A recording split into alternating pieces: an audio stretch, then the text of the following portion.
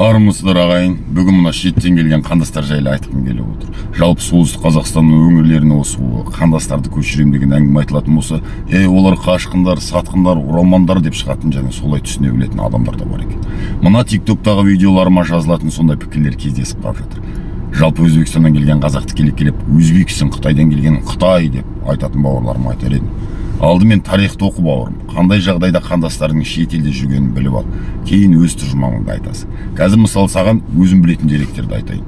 Ресейдегі қазақтар мысалы, кеңестік заманның сұрқия саясатының арқасында Ресейге өтіп кеткен біраз жерлері бар. Оның бірі Қазақстанның 1919 жылдан 1922 жылдардағы алғашқы астанасы болған Орынбор қаласы. Одан кейін Каспийдің жанындағы Астрахан, Сарытау, Самара, Төмен және Омбы мен Томск. Көршілес Өзбекстан Төле бидің жатқан жері Ташкентте бір кезде қазақтың Қызылордадан кейінгі астанасы болған. 1922 жылдан 4 сәуірден бастап 22 тамызға дейін қателеспесем. Одан кейін Өзбекстанда қалған қалалар мен аудандар ары айтсақ. Мысалы Ташкенттің маңайындағы Шыршық, Бостандық, Чынас, Қабырай, Ангрен, Қазалакент деген ауылдар кезінде қазақ ауылдары болған десек. Одан кейін Сырдария аумағындағы Гүлістан, Бақты, Алмазар, Жаңауыл, одан кейін Жызақтағы Достық пен Фарш, Бостан, Галарал, одан кейін Науаи 1982 жылы облыс атағын алған айтпақшы Науаи. Оғанға дейін ол Бұхара облысы болған. Сол Бұхара облысындағы Канимех, Нұрата, Зарапшан, Үшқұдық, Тамды деген жерлерде қазақтікі. Жалпы Науаи облысындағы Нұрата кентінде кіші жүздің би Әлтеке би жатыр.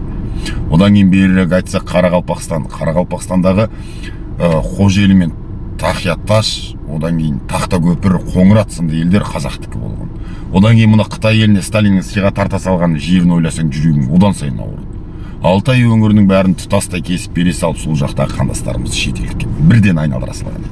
Осылай етіп Қазақстан жерінің өте көптеген аумақтарын бөліп беріп жіберді.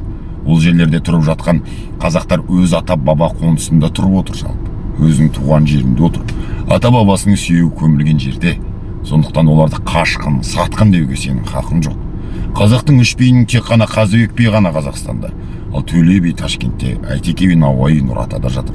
Сонда заманда сол екі би қашып жүріп сатқын болып өлді міне. Репрессия мен аштықтың кезінде, бауырым, көп қазақтың жер алып көшкені бұл амалсыздықтан болған. Ана баласының етін жеген, бауыр-бауырды өлтіріп әкеге бала қарай алмаған заманда ұрпағын аман сақтау үшін ауа көшкен. Шекара бойында Совет үкіметі қаншамасын жосадай қырып жібергенін білмесең, ізден, оқы. Ешкім туған жерін өз еркімен тастап кетпейді. Жол бойынша қаншама басқыншылыққа тап болып, Түркменстан, Тәжікстан, Ауғанстан, Түркия, Иран, Индияға дейін, сонау тіпті Еуропаға дейін жеткен адамдар бар, босып. Елде қалған қазақтар мықты, олар сатқын демес бұрын ойланғаның жөн. Репрессия кезінде қазақты сатқан. 1962 жылға дейін Қазақстанда қазақтардың үлесі өте аз болған мысалы. Кеңес үкіметіне жұмысшы болу керек болып, шекарасын уақытша ашып Қытайдан неше мыңдаған қазақтар елге қайтып өткен. Шекараны бірақ жауып тастаған. Сонда арғы жақты өте алмаған қазақтарды қытайлар әскермен қайтарған. Елге өте алмай ел майлап жылаған халықтың көз жасы көл болған екен. Өз ата қонысын тастап неге Қазақстанға келгісі келді олар? Өйткені оларда елім, ұлтым деген сезім бар. Қазақстанда қаншама келімсіздіктер жүр бауырым. Жеріңді солардан қызғанбай, өз қандасынан қызғану сорлылық, бишаралық. Қытай мен орыстан қызғанбай, қазақтың жерін қызғану ақымақтық сен. Кім көрінген сыйған жерге, кім көрінген қарындасыңды жар етіп алып жатқанда үн шығаруға жарамай, ақылыңның жеткен жері қандастарымыз кемісті болса, құлдық санадан ажырамағанның белгісі. Сол қазақтардың да ата-бабасы осы жер үшін ғасырлар бойы ат үстінде соғысқан. Сондықтан қандастарымызды біз сияқты Қазақстанды өз отаным, атамекенім деуге толық қақысы бар. Олардың ата-бабасының аққан қаны мен тамған тері де бар бұл жерде. Жалпы негізі мына қазақ осы әлемдік жаһандану заманда ұлт болып қалу үшін барынша күресіп отырмыз да біз. Қазақылық бойларында сақталған, кеңестік құлдық санада болмаған, дәстүріміз бен тіліміз сақталған қандастарымыздың елге келуі біз үшін үлкен көмек. Қазір оларда мүмкін айырмашылық білінер, бірақ ұрпақ ауысқасын олардың ұрпақтары осы өздерінің туған жеріне қызмет ететін болады.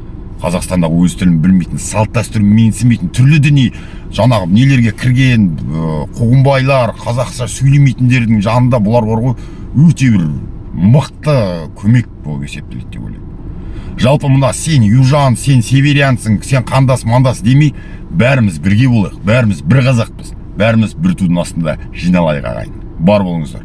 Қолдасаңыз барынша лайк басып, пікір жазып, қолдап жүрулеріңізді сұраймыз. Ал, тәуекел, теріске.